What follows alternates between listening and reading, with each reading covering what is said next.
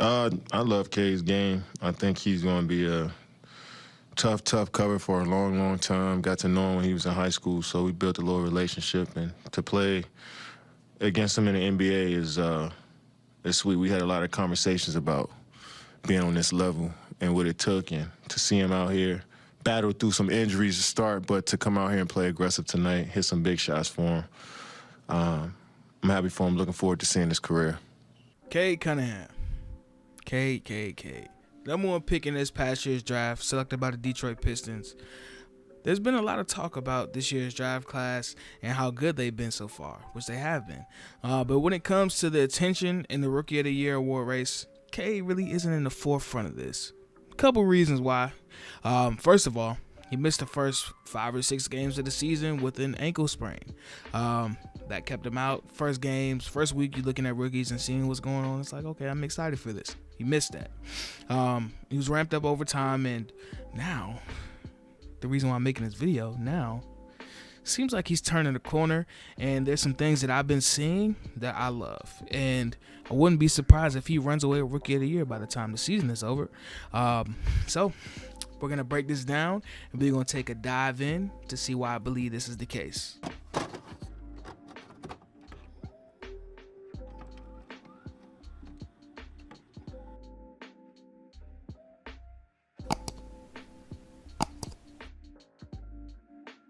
All right, so let's start with the thing that stood out to me the most.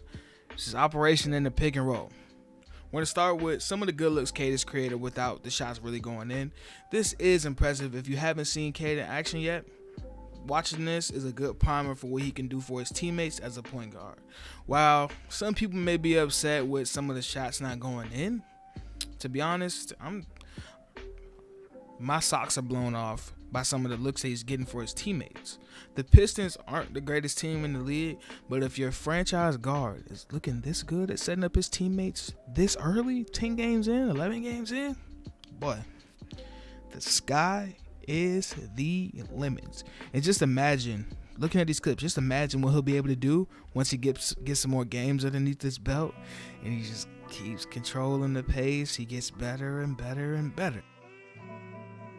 All right, now that we got some of these misses out the way, we're going to take a look at some of the assists he's gotten out of the pick and roll. Cade's vision is what has led to some of these great plays. It's almost like he's playing 3D chess. He's just playing 3D chess with the defense and manufacturing looks for his teammates. He's really good at attacking the tag man in these types of pick and roll situations. For instance, against the Warriors, off the screen, he looks into the paint to identify if there's help coming to the roller. He identifies Moses Moody. Then he seamlessly skips the ball over to Frank Jackson in the corner for an easy tray ball. Let's look at it again.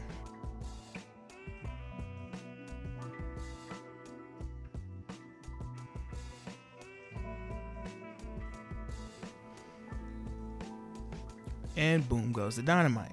There's another action where they're playing against the Kings, and he's doing it again. Luka guards sets the screen. He's rolling down.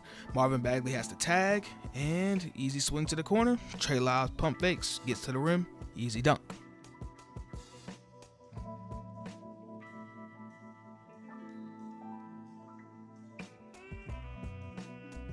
Like, this is so good, bro. Like, he's good at this, bro. He's really, really good at this. This is why he was the number one pick. He's an offensive manufacturer.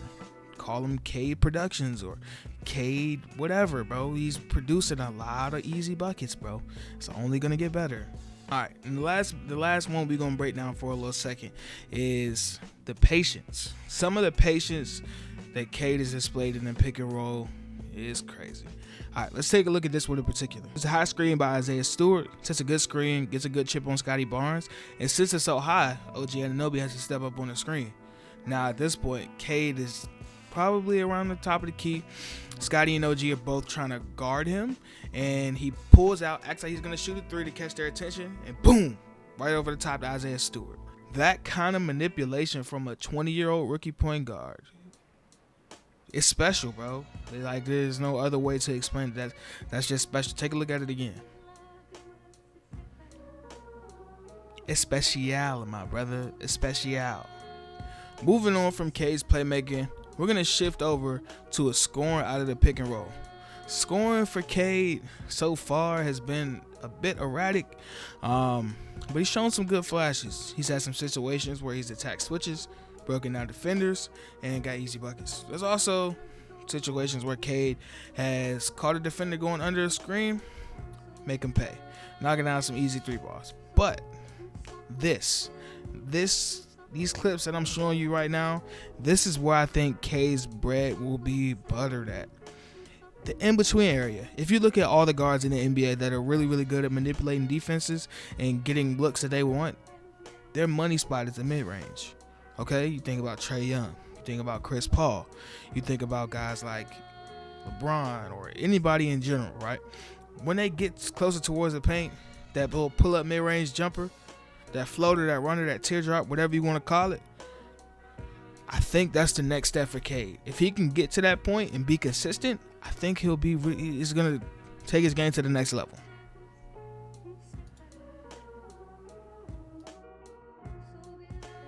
All right, so areas of improvement so far. We're only 10 games in, so I don't want to harp on this. I just want to show what the flashes that he's been showing me that I'm noticing, right? So weaknesses, at times shot selection. Sometimes he can force shots, putting up a little too many threes. Sometimes he can't make a decision quick enough and it ends up being a turnover or something of that nature. And another thing is, like, when he go into the hole, he doesn't seem to take it up as strong as you would want him to, and at least it misses or block shots or things like that. But like I said, we're only 10 games in, and I'm really just trying to highlight some of the things that I've seen from Cade and why I think he's going to be a special player in the L. So yeah, man, if you want to talk about defense, he's got a few clips on defense where he's doing his stuff too. He's not a bad defender at all. He's passable, and then as long as he keeps getting better, he can level his game up. But I don't think he's ever going to be like a great lockdown defender or somebody you're going to throw on your best player. But as long as he's respectable, that's the goal. So if you like the video, go ahead. I appreciate it if you go ahead and like the video. Sub up if you haven't already. And until next time, stay cozy. What do we think of the nickname Motorcade? Can we get that going? Yeah, I love it. And shout out, hold on. Shout out Detroit. I got to buff up, you know what I'm saying? Shout out Detroit. Oh, you're ready. Buffed up now. Which camera I'm looking at? I'm in this one. Yeah, you're in this one right here. Detroit, I'm all the way in. Detroit Pistons, I'm all the way in. Let's do it.